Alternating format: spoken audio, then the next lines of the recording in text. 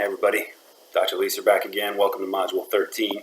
In this particular module, we'll look at Europe's commercial revolution, which we can't help but compare with what we looked at last time in China's commercial revolution. The Europeans were behind the Chinese in a number of ways, but with the revival of an interest in the humanities due to the Renaissance in Europe, we will see how the Europeans will reappear as a major influence in the future of the world.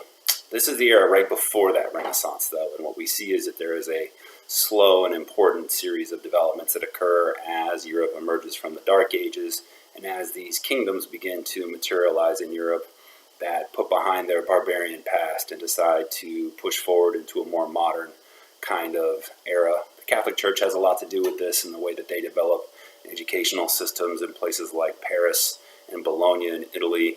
And in about 1,000 of the current era, there were less than 40 million people living in Europe. And just 340 years later, that number had nearly doubled to almost 75 million people. So the Black Death goes away from a while, at least allowing the population of Europe to grow substantially.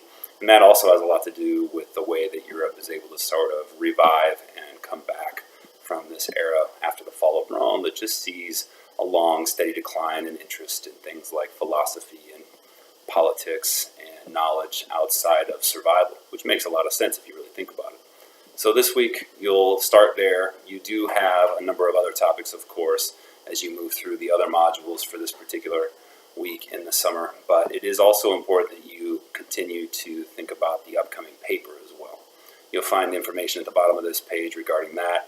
There is a paper due at the end of the course focused on the history of the Mongols, which is in the next module, but you will want to think about that paper now.